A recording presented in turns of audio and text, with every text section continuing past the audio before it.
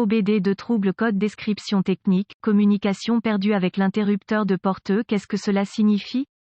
Il s'agit d'un code générique de diagnostic du système de communication qui s'applique à la plupart des marques et modèles de véhicules OBDII. Ce code signifie que l'interrupteur de porte E, DSE, et les autres modules de commande du véhicule ne communiquent pas entre eux. Le circuit le plus souvent utilisé pour communiquer avec est connu sous le nom de communication de bus de réseau de zone de contrôleur, ou simplement, bus CAN. Les modules communiquent entre eux via un réseau. Un peu comme le réseau que vous avez à la maison ou au travail, il existe plusieurs systèmes de réseau utilisés par les constructeurs automobiles. Avant 2004, les systèmes de communication de module à module les plus courants, pas tout compris, étaient l'interface de communication série ou SCI, bus SAE-J1850 ou PCI, et Chrysler Collision Detection, ou CCD. Le système le plus couramment utilisé après 2004 est connu sous le nom de communication par bus de réseau de zone de contrôleur, ou simplement, bus CAN, était également utilisé avant 2004 sur un petit segment de véhicules. Sans ce bus CAN, les modules de commande ne peuvent pas échanger d'informations et votre outil d'analyse peut ou non être en mesure d'obtenir des informations du véhicule. Selon le circuit concerné, l'interrupteur de porte E, DSE, est généralement situé à l'intérieur de la porte en question. Il reçoit les entrées d'une variété de capteurs, certains câblés directement sur celui-ci, tandis que la plupart sont envoyés sur le système de communication par bus à partir du module de commande du groupe motopropulseur PCM. Ces entrées permettent au module de porte de contrôler le verrouillage, déverrouillage de la porte conducteur, passager, le cas échéant, peut également contrôler le fonctionnement des lève-vitres électriques. Sur les mini-fourgonnettes et certains cuves, il peut contrôler le fonctionnement des portes coulissantes électriques et des haillons élévateurs électriques. Reportez-vous à une référence spécifique au véhicule pour déterminer quelle porte est dans votre cas particulier. Les étapes de dépannage peuvent varier selon le fabricant, le type de système de communication, le nombre de fils et la couleur des fils dans le système de communication, gravité du code et symptômes. Dans ce cas, la gravité n'est jamais grave, car il s'agit d'un appareil de confort client et il existe toujours une solution manuelle en cas de panne électrique complète. Le fonctionnement du véhicule n'est en aucun cas affecté par l'absence de fonctionnement du DSE. Les symptômes d'un code U0219 peuvent inclure les vitres du conducteur, passager coincé dans une position, ne bougeront pas. Les serrures des portes conducteurs, passager ne se verrouillent, se déverrouillent pas. La porte coulissante électrique, le haillon électrique ne bouge pas électriquement. Les causes, en règle générale, les causes de ce code à définir sont les suivantes: ouvert dans le bus CAN plus ou circuit, court-circuit à l'alimentation ou à la terre dans l'un des circuits du bus CAN, pas d'alimentation ou de mise à la terre au module DSE, rarement, module de commande défectueux, procédure de diagnostic et de réparation. Un bon point de départ pour tous les diagnostics électriques est de vérifier les bulletins de service technique BST pour votre véhicule. Le problème que vous rencontrez est peut-être connu d'autres personnes sur le terrain. Un correctif connu a peut-être été proposé par le fabricant et peut vous faire économiser du temps et de l'argent lors du diagnostic. Il est supposé à ce stade qu'un lecteur de code est à votre disposition, car vous avez pu accéder au code jusqu'à présent. Vérifiez s'il existe d'autres codes d'erreur de diagnostic liés à la communication par bus ou à la batterie, allumage. Si tel est le cas, vous devez d'abord les diagnostiquer, car un diagnostic erroné peut survenir si vous diagnostiquez le code U0219 avant que l'un des codes de base n'ait été diagnostiqué et réparé en profondeur. Si le seul code que vous obtenez d'autres modules est le U0219,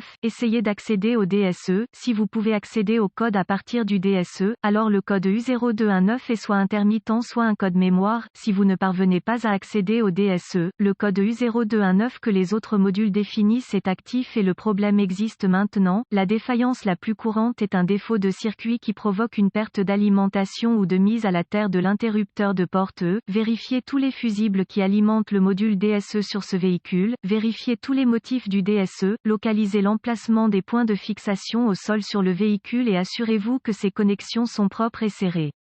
Si vous le devez, retirez-les. Procurez-vous une petite brosse à poils métallique et une solution de bicarbonate de soude. Eau et nettoyez chacun. Le connecteur et l'endroit où il se connecte. Si des réparations ont été effectuées, effacez les codes de diagnostic de tous les modules qui ont défini le code en mémoire et voyez si vous pouvez maintenant communiquer avec le module DSE. Si la communication est rétablie avec le DSE, les fusibles connexions étaient probablement votre problème. Si le code revient ou si la communication ne peut toujours pas être établie avec le module, Localisez les connexions de communication du bus CAN sur votre véhicule, surtout le connecteur DSE, qui est généralement situé à l'intérieur de la porte en question. Débranchez le câble négatif de la batterie avant de débrancher le connecteur du DSE. Une fois localisé, inspectez visuellement les connecteurs et le câblage, recherchez les éraflures, les frottements, les fils dénudés, les brûlures ou le plastique fondu. Séparez les connecteurs et inspectez soigneusement les bornes, les parties métalliques, à l'intérieur des connecteurs. Voyez s'ils ont l'air brûlés ou ont une teinte verte indiquant la corrosion. Utilisez un nettoyant pour contacts électriques et une brosse à poils en plastique si le nettoyage des bornes est nécessaire. Laissez sécher et appliquez de la graisse électrique là où les bornes entrent en contact. Avant de reconnecter les connecteurs au DSE, effectuez ces quelques vérifications de tension. Vous devrez avoir accès à un voltomètre numérique DVOM. Vérifiez que le DSE est alimenté et mis à la terre. Accédez à un schéma de câblage et déterminez où les principales puissances et masses entrent dans le DSE. Rebranchez la batterie avant de continuer.